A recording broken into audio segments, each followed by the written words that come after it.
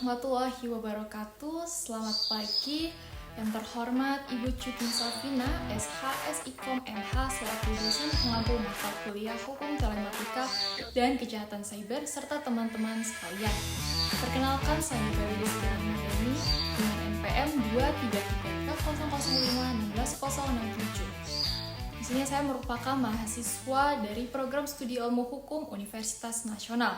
Pada kesempatan ini saya akan membahas salah satu kasus cyber yang pernah terjadi di Indonesia, yaitu adalah serangan ransomware terhadap Pusat Data Nasional Sementara atau PDNS 2 di Surabaya.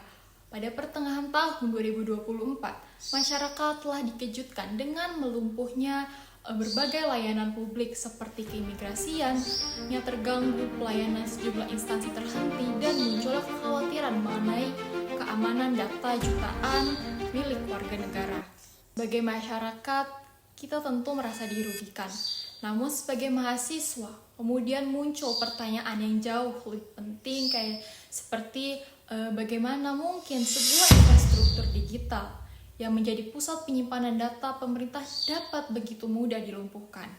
Pada awalnya, perhatian publik hanya tertuju pada aktivitas kelompok peretas Brian Cheater 3.0 serta tanggung jawab pemerintah berdasarkan Undang-Undang Perlindungan Data Pribadi dan Undang-Undang ITE. Namun perkembangan hukum berikutnya mengubah cara kita untuk memandang perkara ini setelah melalui berbagai proses penyelidikan hingga persidangan tindak pidana korupsi telah terungkap bahwa persoalan PDNS ternyata tidak semata-mata disebabkan oleh serangan cyber dari luar, tapi juga berkaitan dengan adanya dugaan penyimpangan dalam proses proyek pembangunan PDNS. Inilah yang akan saya analisis hari ini, yaitu mengenai bagaimana korupsi dalam pengadaan dapat menjadi salah satu faktor yang melemahkan sistem keamanan cyber negara yang menimbulkan konsekuensi hukum sangat luas. Kronologi dan fakta hukum.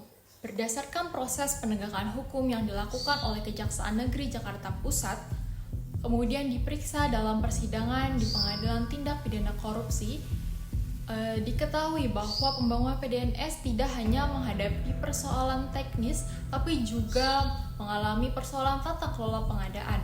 Proyek PDNS memiliki nilai anggaran yang sangat besar dan dilaksanakan dalam beberapa tahun. Dalam proyek tersebut ditemukan adanya praktik pengkondisian pemenangan pengadaan yang mengakibatkan prinsip persaingan sehat, transparansi, dan akuntabel tidak berjalan dengan semestinya. Persidangan kemudian membuktikan bahwa tindakan tersebut merupakan tindak pidana korupsi. Tepat pada tanggal 10 Maret tahun 2026, Majelis Hakim Pengadilan Tindak Pidana Korupsi pada Pengadilan Negeri Jakarta Pusat telah menjatuhkan putusan yang menyatakan bahwa terdakwa terbukti secara sah dan meyakinkan bersalah melakukan tindak pidana korupsi. Para terdakwa dijatuhi hukuman penjara, pidana denda, serta kewajiban untuk membayar uang pengganti kepada negara sesuai dengan putusan pengadilan. Artinya, dugaan penyimpangan dalam pengadaan PDNS ini bukan lagi sekedar dugaan, melainkan telah memperoleh kepastian hukum melalui putusan pengadilan. Hal ini menjadi sangat penting karena telah menunjukkan bahwa adanya kelemahan pada sistem keamanan PDNS dan tidak dapat dipisahkan dari persoalan tata kelola proyek yang melanggar hukum. Dengan demikian, korupsi dalam pengadaan bukan hanya menyebabkan kerugian keuangan negara, tetapi juga berpotensi mengorbankan kualitas keamanan sistem elektronik yang dirugikan untuk melindungi data masyarakat. Kemudian, selanjutnya ada hubungan kausalitas hukum dan kejahatan cyber. Dalam hukum, kita mengenal kelompok hubungan kausalitas atau sebab akibat. Serangan ransomware memang memiliki penyebab langsung melumpuhnya sistem PDNS. Namun, jika ditelusuri lebih dalam, terdapat penyebab yang lebih mendasar, yaitu lemahnya tata kelola pembangunan sistem akibat penyimpangan pada proses pengadaan. Apabila suatu proyek pembangunan sistem elektronik dilakukan tanpa memperhatikan kompetensi penyedia, standar keamanan maupun prinsip kehati-hatian, maka sejak awal sistem tersebut telah memiliki kerentanan. Akibatnya ketika terjadi serangan cyber, kemampuan sistem untuk mencegah, mendeteksi, maupun memulihkan serangan menjadi jauh lebih rentan atau lebih rendah. Dengan demikian, korupsi dan kejahatan cyber bukan merupakan dua peristiwa yang berdiri sendiri, melainkan memiliki hubungan yang saling berkaitan. Korupsi dapat menciptakan kerentanan, sedangkan kerentanan tersebut dimanfaatkan oleh pelaku kejahatan cyber. Inilah alasan mengapa pembangunan keamanan cyber tidak cukup hanya mengandalkan teknologi, tapi juga harus didukung oleh tata kelola pemerintahan yang bersih dan bebas dari praktik korupsi. Kemudian selanjutnya ada analisis yuridis menurut Undang-Undang ITE dan Undang-Undang Perlindungan Data Pribadi. Yang pertama, berdasarkan analisis Undang-Undang ITE atau Undang-Undang Nomor 1 Tahun 2024, pada prinsipnya mengatur bahwa setiap penyelenggara sistem elektronik wajib menyelenggarakan sistem elektronik yang aman, andal, dan bertanggung jawab. Namun dalam perkara ini, dalam perkara PDNS, pemerintah bertindak sebagai penyelenggara sistem elektronik yang memiliki kewajiban hukum untuk memastikan sistem mampu memberikan perlindungan terhadap informasi dan data yang dikelolanya. Jika proses pembangunan sistem dilakukan melalui mekanisme yang melanggar hukum dan mengabaikan prinsip tata kelola yang baik, maka kualitas keamanan sistem berpotensi ikut terdampak.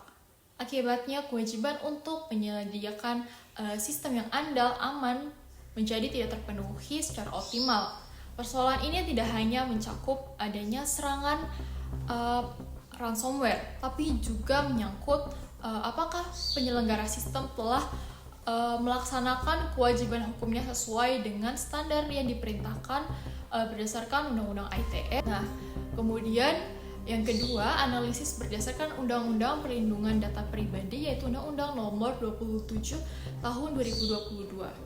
Pemerintah berkedudukan sebagai pengendali data terhadap data yang dikelola oleh PDNS. Sebagai pengendali data, pemerintah wajib menerapkan langkah teknis dan organisatoris yang memadai untuk melindungi data pribadi dari akses yang tidak sah, kehilangan penyalahgunaan, maupun kebocoran. Kewajiban tersebut bukan hanya berkaitan dengan penggunaan teknologi keamanan, tapi juga mencakup tata kelola organisasi, pemilihan penyedia jasa, pengawasan, manajemen risiko, serta kepatuhan terhadap standar keamanan. Apabila dalam pembangunan sistem terdapat praktik korupsi yang menyebabkan standar tersebut tidak diterapkan secara optimal, maka hal tersebut dapat dipandang sebagai kegagalan dalam memenuhi kewajiban perlindungan data pribadi. Kasus PDNS ini menunjukkan bahwa perlindungan data pribadi tidak hanya bergantung pada teknologi semata, tapi juga sangat dipengaruhi oleh integritas penyelenggara sistem. Tata kelola yang baik, sistem yang canggih, tetap akan memiliki kelemahan yang dapat dimanfaatkan oleh pelaku kejahatan cyber. Kemudian selanjutnya terdapat penyelesaian hukum dan pemulihan hak masyarakat. Pertama, dari segi tindak pidana korupsi. Proses hukum telah berjalan dan menghasilkan putusan pengadilan terhadap para pelaku korupsi.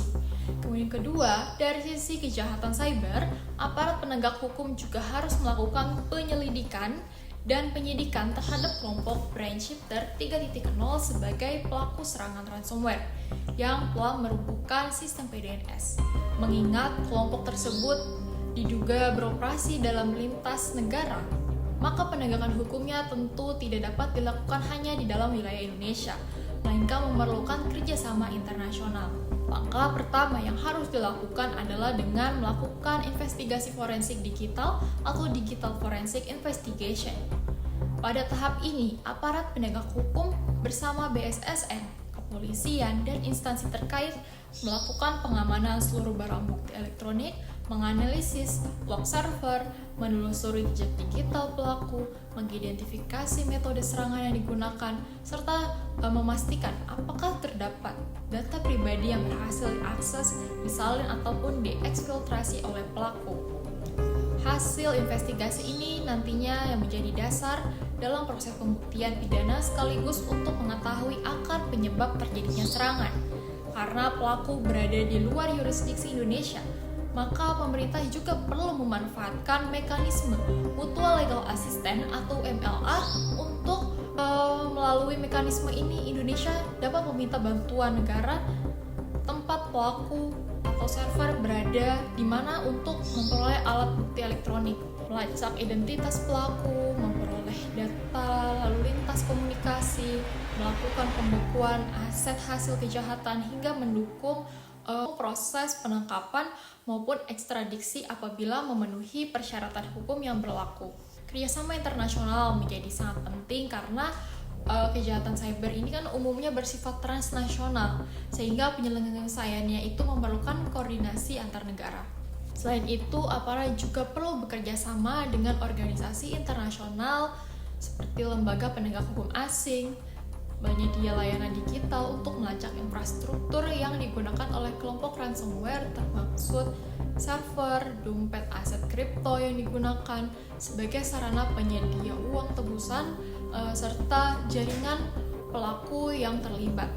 Tujuannya bukan hanya untuk mengungkap pelaku, tapi juga untuk memutus jaringan kejahatan cyber agar tidak kembali menyerang sistem elektronik Indonesia. Di samping penegakan hukum terhadap pelaku, pemerintah juga wajib melakukan mitigasi dan pemulihan keamanan cyber. Langkah ini meliputi isolasi sistem yang telah terinfeksi, penutupan seluruh celah keamanan atau patching vulnerability, kemudian pemulihan data dari sistem cadangan atau backup, seperti pembangunan kembali infrastruktur yang lebih aman, dan penetapan autentikasi berlapis, enkripsi data, segmentasi jaringan, pemantauan keamanan secara berkelanjutan, serta audit keamanan secara berkala terhadap seluruh penyelenggara sistem elektronik pemerintah.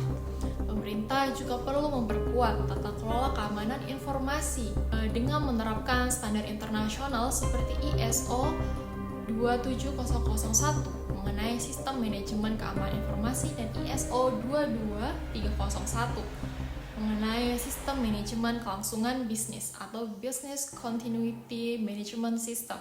Penerapan standar tersebut bertujuan untuk memastikan bahwa setiap sistem elektronik pemerintah memiliki mekanisme pencegahan, respons insiden, dan pemulihan layanan yang memadai, sehingga serangan serupa tidak kembali terjadi.